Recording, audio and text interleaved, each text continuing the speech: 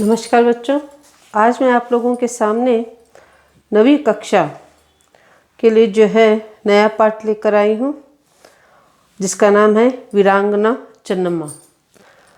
तो हमने पहले से ही बहुत सारे महिलाएं, महायुद्ध योद्धा जो कहेंगे महिलाएं रह चुकी है, उनके बारे में हम पढ़ा है। जैसे रज़िया सुल्ताना है, फिर बाद में अब यहाँ पर जो है और कई महिलाएं हैं जिन्हें हमने महायुद्ध योद्धा महिलाएं कह सकते हैं। तो चन्नम्मा, जिनमें एक नाम आता है चन्नम्मा। तो यहाँ पर मैं आज पाठ पढ़ा रही हूँ, 15वां पाठ 9वीं कक्षा के लिए, वीरांगना चन्नम्मा। तो ये कैसे अंग्रेज़ों के विरुद्ध इन्होंने लड़ाई की और किस तरह से वीर गति को प्राप्त हुई, इस बारे में यहाँ पर कहानी पढ़ेंगे। तो सबसे पहले मैं ये संकलित है, तो इसका जो उद्देश्य मैं पढ़ूंगी। छात्र कर्नाटक की वीर महिला चन्नम्मा की देशभक्ति का परिचय प्राप्त करते हैं। कर्नाटक की वीर महिला थी चन्नम्मा। अंग्रेज़ों की अनेक कोशिशों के बाद भी कित्तूर को चन्नम्मा ने बचाया, लेकिन चन्नम्मा के बंदी बन जाने के कारण कित्तूर अंग्रेज़ों के वश में आ गया। चन्नम्मा जैसी वीर महिला के कारण कर्नाटक गौरव का अनुभव करता है।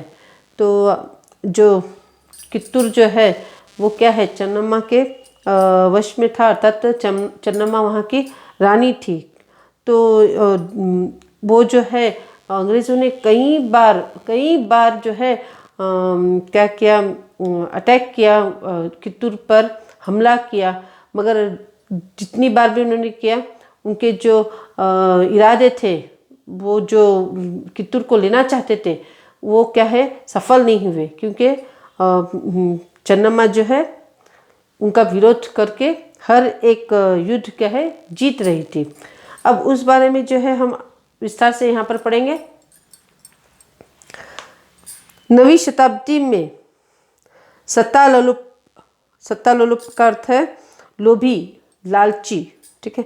अंग्रेज़ों को नाकू चने चबाने वाली सर्वप्रथम भारतीय वीरांगना चन्नम्मा थी। तो ये लोगों का जो हाल बुरा करने वाली कहेंगे या उनको हराने वाली जो पहली भारतीय महिला थी, वो कौन थी?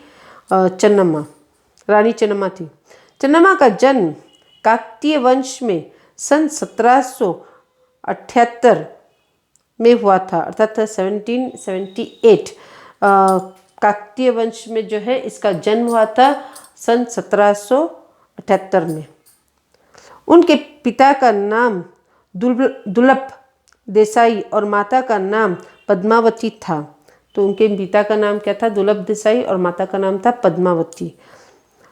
एक तो इकलौती का अर्थ है एकमात्र, एक ही लड़की, दूसरे बच्चे नहीं थे उन्हें सिर्फ ये एक लड़की थी, तो इकलौती।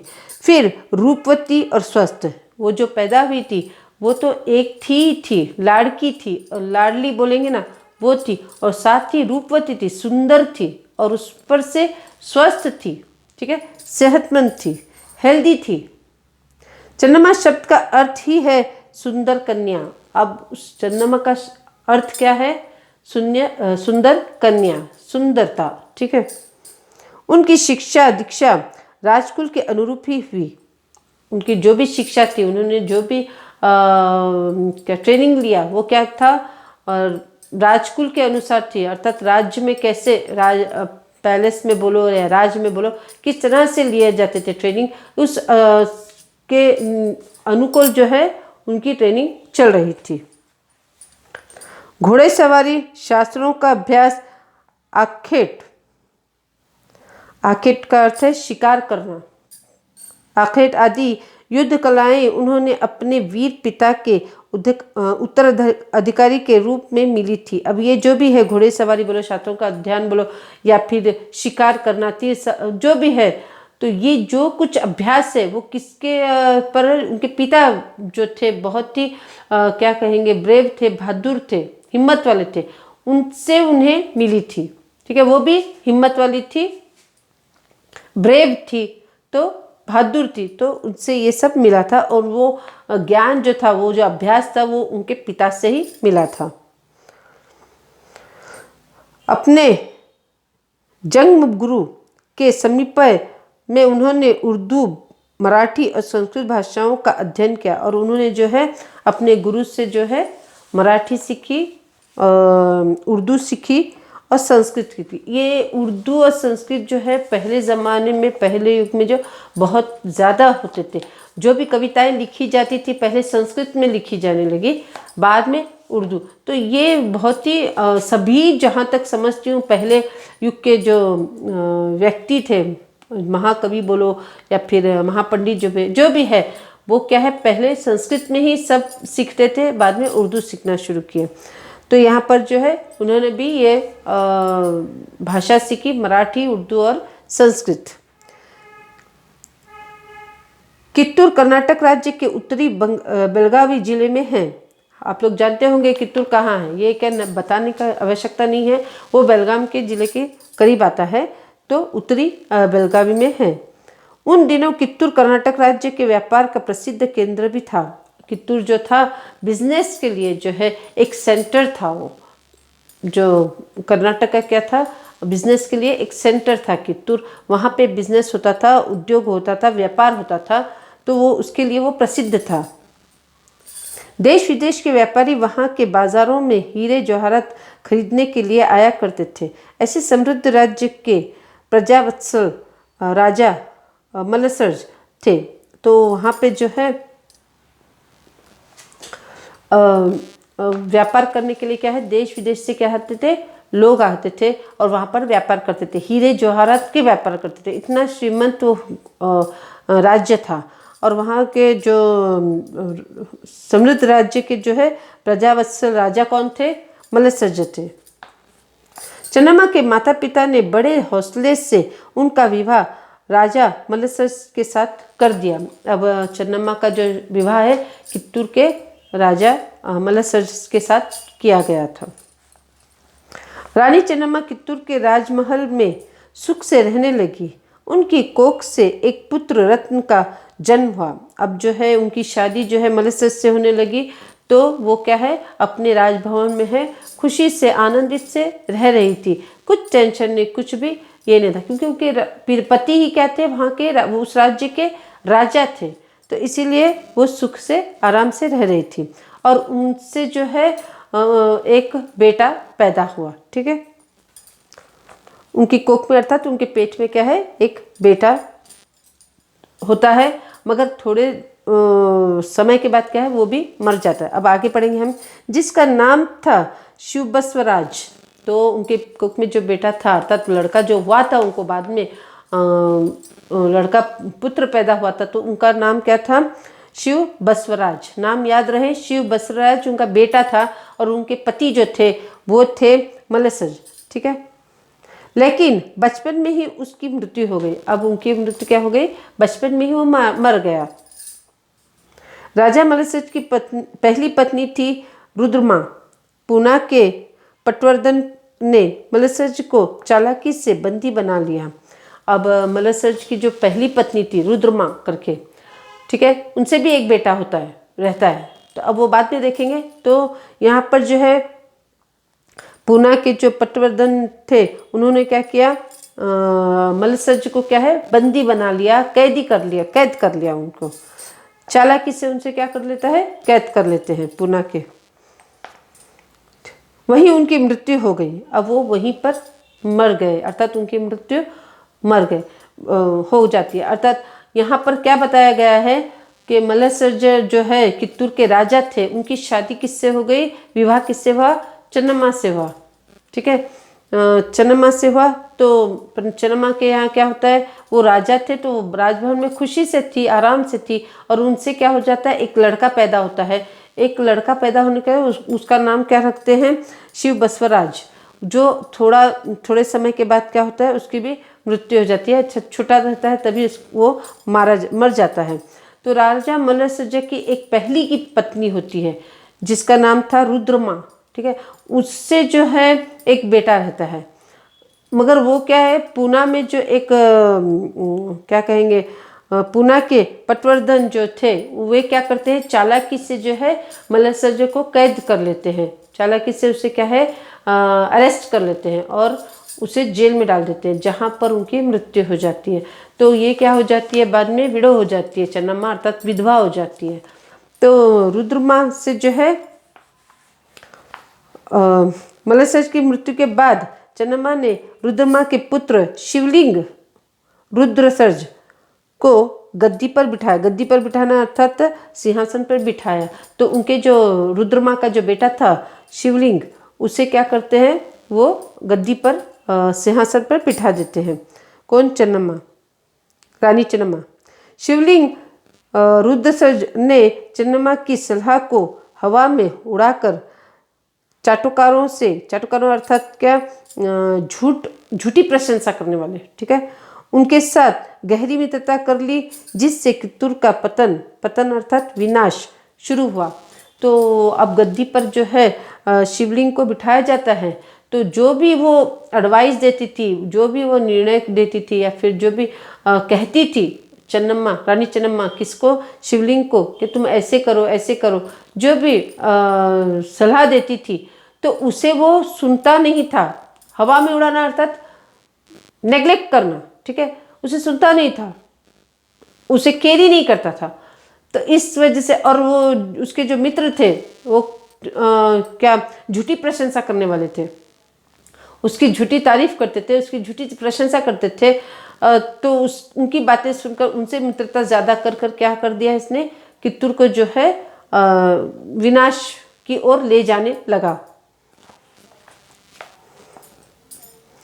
राजा शिवलिंग रुद्रसर्ज की मृत्यु 11 सितंबर 1824 को हुई। अब थोड़े शिवलिंग भी जो है तो होता है, वो भी ज़्यादा दिन नहीं रहता, वो भी क्या हो जाता है, उसकी भी मृत्यु हो जाती है, वो भी मर जाता है। कब मरता है वो? 11 सितंबर 1824 को मरता है वो, ठीक है। इसे अंग्रेज़ों ने कित्तूर राज्य को हड़पने का बड़ा अच्छा अवसर समझा।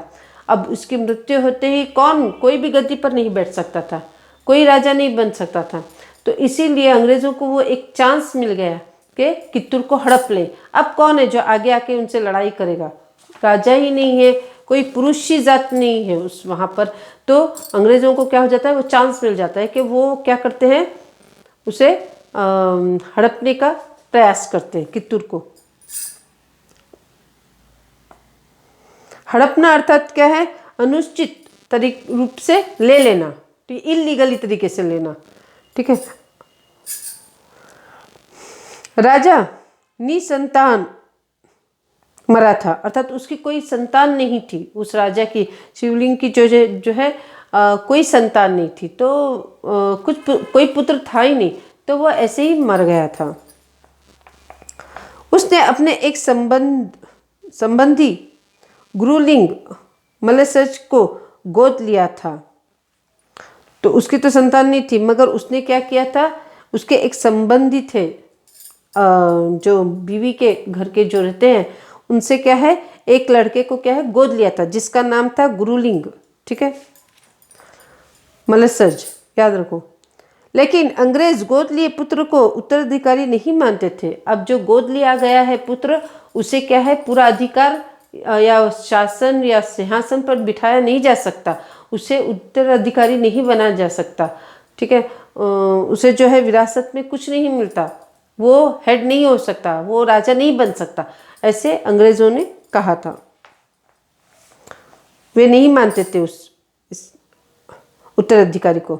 उस समय डलहौसी गवर्नर जनरल थे। ऐसे अवसर पर रानी चन्नम्मा ने कित्तूर राज्य को संभाल कर रक्षा करने की कसम खाई। तो अब जो है उस समय जो थे डलहौसी जो थे गवर्नर जनरल थे। तो अब अंग्रेज़ों ने देखा कि कोई भी पुरुष नहीं है, कोई बेटा या कोई नहीं है, जो बेटा लिया है उन्होंने गोद, वो भी क्या है, अर्थात गोद लिया हुआ है, उनका खुद का नहीं है, तो उसे वो उत्तराधिकारी नहीं मानते थे अंग्रेज। इसीलिए वे क्या करने लगे, फिर कित्तूर पे अटैक करना या फिर कित्तूर को जो है इलीगल तरीके से ले लेना, वो प्रयास शुरू करे। और उस समय क्या गवर्नर कौन थे? गवर्नर जनरल डलहौसी थे, ठीक है। मगर रानी चन्नम्मा ने क्या किया, उस क्या कहेंगे राज्य को क्या है, जो भागदौड़ थी उस राज्य को क्या है संभाल लिया, उसकी रक्षा की और उसकी रक्षा करने की कसम खाई। अर्थात ये कित्तूर जो है मैं किसी हाल में भी क्या है अंग्रेज़ों को नहीं दूंगी, ये उसने निर्णय किया। वो कित्तूर की रक्षा की, कित्तूर राज्य की। कित्तूर राज्य में अंग्रेजी सैनिकों के प्रवेश से रानी चेन्नम्मा का रक्त खोल उठा। अब कित्तूर राज्य में जो है अंग्रेज आने जाने लगे, उनका आना जाना होने लगा, जिससे क्या है रानी चेन्नम्मा क्या हो जाती है, क्रोधित हो जाती है। उनका वहाँ पर रहना उसे पसंद नहीं आता है, तो वो क्या हो जाती है, क्रोधित हो जाती है। इनको निकाल भगाना वो सोचती है कि ये ऐसा आना जाना अंग्रेज़ों का उसे कतई पसंद नहीं था, उसे अच्छा नहीं लग रहा था, तो इन्हें क्या है भगा कर ही दम लेना, ऐसा ये सोचती है। देखें आगे क्या होता है, रक्त खोलना अर्थात क्रोधित होना। लेकिन उस समय वे कुछ नहीं कर सकी। अंग्रेज़ों से लोहा लेने के लिए उन्होंने भीतर ही भीतर तैयारी आरंभ कर दी। अब अंग्रेज़ों को मार भगाने के लिए उन्होंने क्या किया, उस समय तो वो कुछ नहीं बोलती, उनका आना जाना लगा है कित्तूर राज्य में, तो वो कुछ नहीं करती, सिर्फ क्या कहेंगे क्रोधित हो जाती है और चुप हो जाती है, कहती कुछ भी नहीं है। मगर इन्हें मार भगाने के लिए वो क्या करती है, अंदर ही अंदर क्या करती है, अपनी सेना तैयार करती है, अपने सिपाहियों को क्या है क्या कहेंगे ट्रेनिंग देने लगती है, अंदर ही अंदर वो तैयारी करने लगती है।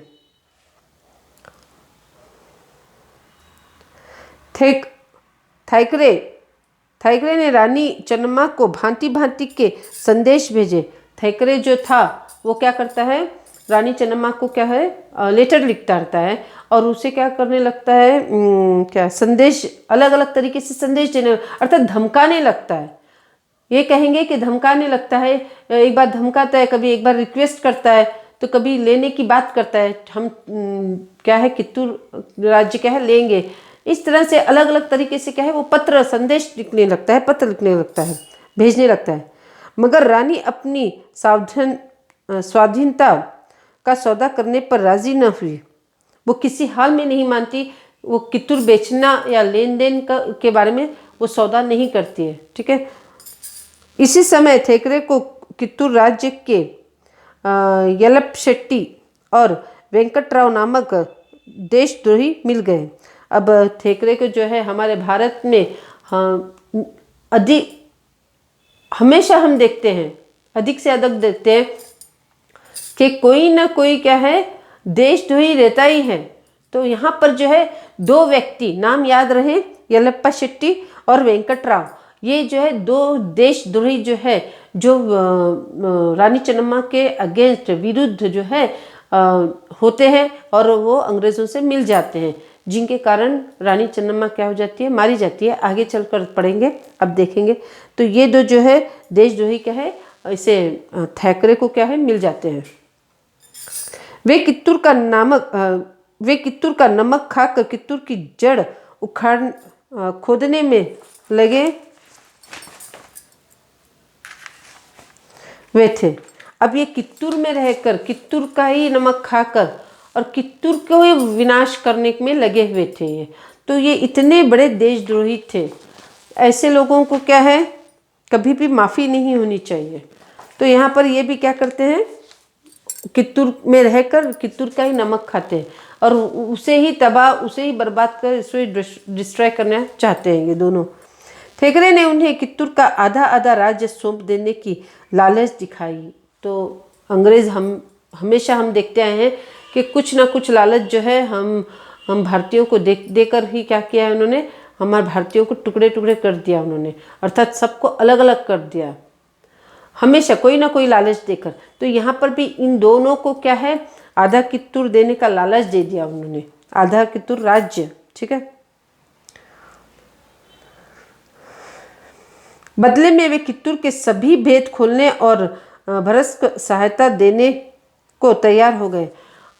वो क्या करते हैं अंग्रेज, वो दोनों को क्या है आधा राज्य देने का क्या करते हैं निश्चय कर लेते हैं, अर्थात उन्हें उकसाते हैं, उन्हें क्या करते हैं लालच देते हैं।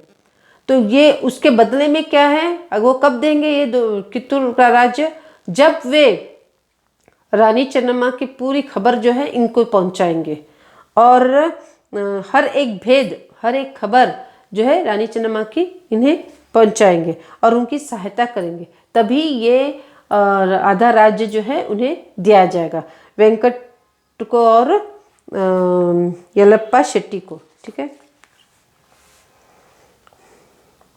दोनों ने कित्तूर का शासन भार संभालने का परवाना लेकर चन्नम्मा को दिया। अब ये जो है दोनों ने क्या किया, कित्तूर का जो शासन था वो संभालने का जो बात थी कि हम कित्तूर संभालेंगे, राज्य संभालेंगे, ये जो है कित्तूर चन्नम्मा, रानी चन्नम्मा को बता देते हैं। उसे पढ़ते ही चन्नम्मा ने थैकरे का पत्र टुकड़े टुकड़े करते हुए कहा, हमने गोद लेकर अंग्रेजों के विरुद्ध कोई षड्यंत्र नहीं रचा है। गोद लेना हमारा अधिकार है, इसे थैकरे नहीं रोक सकता। अब ये तो दोनों कित्तूर अपने वश में करने का सोचते हैं और अपना सब भेद जो है चन्नम्मा का वो उसे अंग्रेज़ों में पहुंचाने का प्रयास करते रहते हैं। एक बार थैकरे जो है इसे पत्र लिखता है, उस पत्र में क्या होता है, क्या लिखा है वो नहीं बताया, मगर वो पत्र क्या करती है, चन्नम्मा फाड़ कर फेंक देती है और कहती है कि ये हमारे ये घर का मामला है, हम गोद ले ना ले इसमें ये हमारा पर्सनल मामला है, इसमें थैकरे को बोलने का कोई हक नहीं है, कोई अधिकार नहीं है। हमारे घरेलू मामले में बोलने वाला वो है ही कौन? कित्तूर स्वतंत्र राज्य है और अब तक रहेगा जब तक मेरे शरीर में प्राण है। यह फटकार सुनते ही दोनों देशद्रोही अपना सा मुंह लेकर चले गए। अब वे दोनों देशद्रोही ये लेटर लेकर आए रहते हैं, पत्र लेकर आए रहते हैं, वो फाड़ डालती है और कहते हैं कि मेरे घर में जो भी है, मैं किसी को भी गोद लूँ, किसी को भी ना लूँ, मैं किसी को भी सिंहासन में बिठाऊँ, ये मेरे घर का मामला है। वो बोलने वाला कौन है? वो बाहर वाला होता है, हमारे घर के मामले में वो कुछ नहीं बोलेगा। ऐसे वो फटकार मारती है और वो दोनों देशद्रोही क्या है, छोटा सा चेहरा लेकर नाराज होकर चले जाते हैं, अर्थात थोड़े दुखी होकर चले जाते हैं। पर वे चुपचाप नहीं बैठे, मगर इतने पर भी क्या है, वो चुप नहीं रहते, वो कुछ ना कुछ प्रयास करते रहते हैं चन्नम्मा को हराने के लिए, रानी चन्नम्मा को हराने के लिए, उनके भेद जानने के लिए वो कुछ ना कुछ प्रयास करते रहते हैं। मगर इस तरफ ये दो देशद्रोही है, तो यहाँ पर कितने ही वीर है। देखो यहाँ पर कित्तूर में गुरु सिद्धप्पा जैसे कुशल दीवान और बालण्णा, रायण्णा, राजवीर और चेन्नबसवप्पा जैसे वीर योद्धा भी थे, जिनके रहते कित्तूर के लिए कोई खतरा न था। ऐसे वीर लोग भी यहाँ पर थे जिनसे क्या है, कित्तूर क्या है, कोई ले नहीं सकता था। ऐसे देशद्रोही से उनका सामना अगर सामना करो तो वो जीत जाए, ऐसे भी यहाँ पर हमारे योद्धा थे।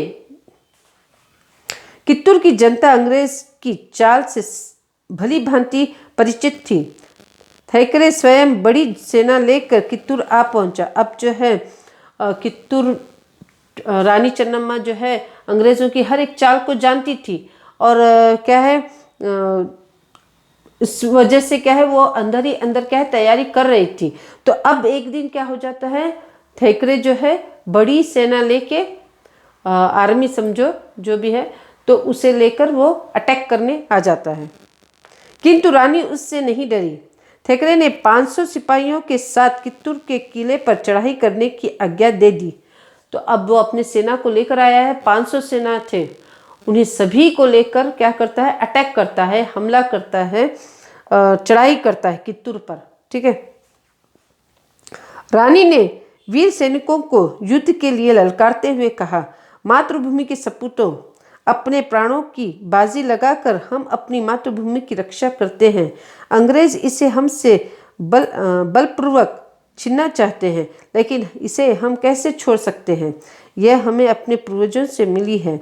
अब ये जो है जब अटैक होता है, जब थैकरे ने अपनी सेना को कहा कि चढ़ाई कर दो, अर्थात अटैक कर दो, किस पर, कित्तूर पर, तो रानी चन्नम्मा क्या करती है, एक ललकारना अर्थात जोर आवाज़ में कहना, ठीक है, अपने साथियों को जो है एंकरेज करती है, अपने साथियों को जोर से कहती है, हिम्मत बंधाती है, उनकी एंकरेज करती है और हिम्मत बंधाती है कि हम जो है, ये हमारी जो मातृभूमि है, ये क्या है, हमारे प्राण देकर भी क्या है, हम इसकी रक्षा करेंगे।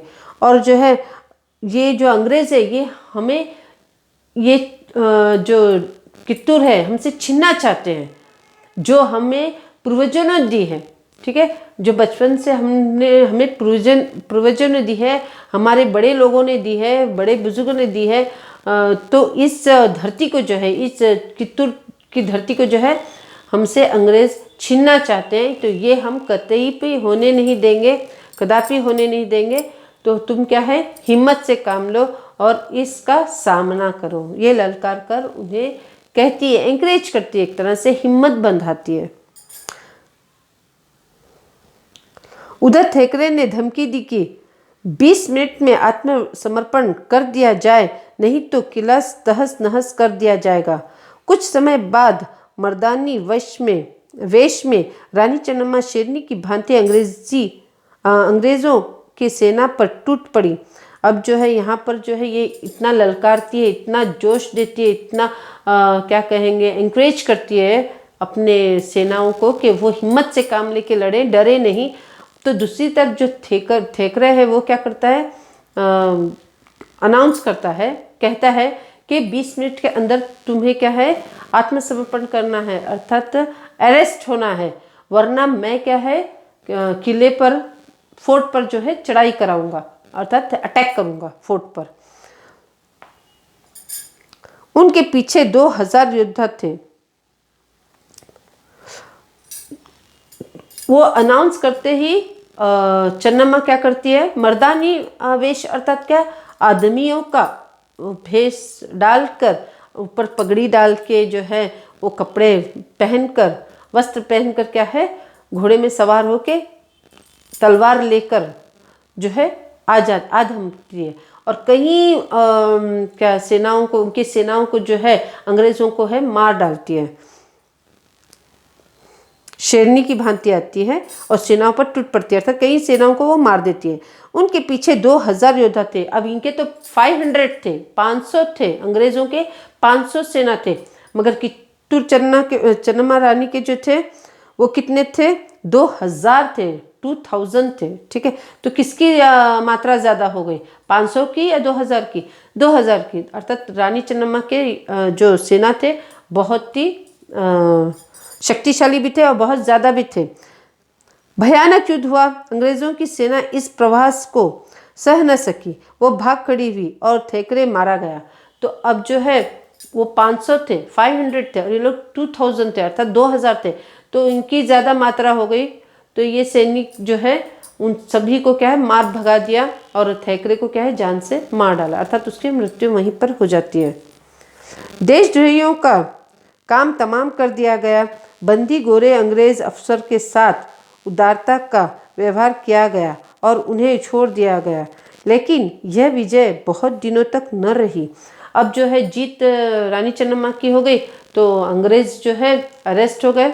ठीक है, उन्हें बंदी बनाया गया और जो 2 देशद्रोही थे उन्हें क्या गया, उन्हें भी खत्म किया गया, अर्थात उन्हें भी मार डाला गया।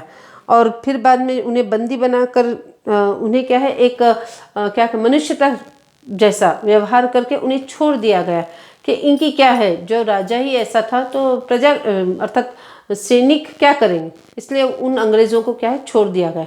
मगर यहीं पर ये कहानी खत्म नहीं होती और ये जो युद्ध है खत्म नहीं होता। अंग्रेज जो है क्रोधित होकर बैठ जाते हैं और वे क्या करते हैं, अंदर ही अंदर क्या करते हैं, रानी चन्नम्मा को हराने का प्रयास करना या तैयारी करना शुरू कर देते हैं। कुछ ही समय के बाद अंग्रेजों ने कित्तूर राज्य पर फिर आक्रमण किया। तो इस पर ही वो चुप नहीं रहते, अपनी हार को क्या है उसका बदला लेने के लिए क्या करते हैं, वो फिर पर चढ़ाई करते हैं, फिर आक्रमण करते हैं, फिर अटैक करते हैं। अब अंग्रेजी सेना अधिक थी, लेकिन कित्तूर के वीर सैनिकों के सम्मुख उसे दोबारा हार माननी पड़ी। मगर वापस क्या है, वो लोग ज़्यादा थे, अधिक थे, फिर भी हमारे जो सैनिक थे, कित्तूर के जो सैनिक थे, जो बहादुर थे, जो बहुत ही कुशल थे, ठीक है, उन्होंने क्या किया, फिर अंग्रेज़ों को हार दी, मात दी। फिर एक बार उन्हें क्या हो गया, हार माननी पड़ी अंग्रेज़ों को। फिर एक बार अंग्रेज़ों ने सारी शक्ति लगाकर घेरा डाला। इस युद्ध में रणचंडी चन्नम्मा बंदी बन ली गई। फिर एक बार अर्थात तीसरी बार जो है अटैक किया गया, आक्रमण किया गया चन्नम्मा पर, कित्तूर पर। तो इस बार जो तीसरी बार जो है रानी लड़ती है, बहुत लड़ती है, जब तक जान होती है तब तक लड़ती है, मगर उसके बाद जो है बंदी बनाई जाती है, उसे अरेस्ट कर लिया जाता है, उसे बंदी बना लिया गया। अंग्रेज ने कित्तूर को लूटा, वहाँ कुछ भी न बचा था। उन्होंने क्या किया, अंग्रेज़ों ने क्या किया, कित्तूर को लूट लिया जल्दी जल्दी, मगर वहाँ पर ज़्यादा कुछ था ही नहीं। चन्नम्मा को बेलुंगल के दुर्ग में कारागार में डाल दिया गया। उसे रानी चन्नम्मा को क्या किया, बेलुंगल लेकर गए और वहाँ पे जेल में डाला गया। बंदीगृह में ही 2 फरवरी 1829 अर्थात 2 फरवरी 1829 को चन्नम्मा की जीवन ज्योति सदा के लिए बुझ गई। अर्थात वो 2 फरवरी में जो है उसकी मृत्यु हो गई। कारागार में ही उसकी मृत्यु होती है, जेल में ही उसकी मृत्यु हो जाती है। यह कर्नाटक जनता के लिए गौरव की बात है कि कर्नाटक की वीरांगना चन्नम्मा ने पहली बार स्वतंत्रता की जो चिंगारी डाली थी, बाद में वह सारे भारत में फैल गई। अर्थात उसने जो चिंगारी डालना, अर्थात उसने जो उकसाया, उसने जो इंकरेज किया हम भारतवासियों को कि मनुष्य हो या पुरुष हो या फिर महिला हो, जो भी हो, अगर क्या कहेंगे, अंग्रेज़ों के अगेंस्ट, अंग्रेज़ों के विरुद्ध खड़े हो जाए तो हम क्या है, पूरा भारत क्या है जीत ले सकते हैं। अर्थात हम क्या है कामयाब हो सकते हैं, सक्सेस हो सकते हैं, लड़कर, एक होकर। तो इस तरह से जो है हम अंग्रेज़ों को क्या कर सकते हैं, भगा सकते हैं। तो ये एक चिंगारी उसने हमारे सभी के मन में डाली थी। तो और जीत कर उन्होंने कितनी ही बार जीता भी, मगर आखिरकार जो है उसे हार माननी पड़ी। तो ये थी वीरांगना चन्नम्मा। तो ये कहानी यहाँ पर ही ख़त्म हो जाती है। इसके प्रश्न उत्तर जो है मैं आप लोगों को समझाऊंगी।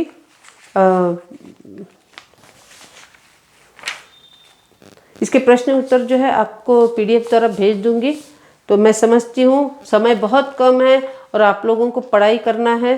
तो अगर आप लोगों को पाठ नहीं समझ में आया पढ़ने के द्वारा या पढ़ने के समय, तो मेरे वीडियो को देखिए। आप लोगों को कहानी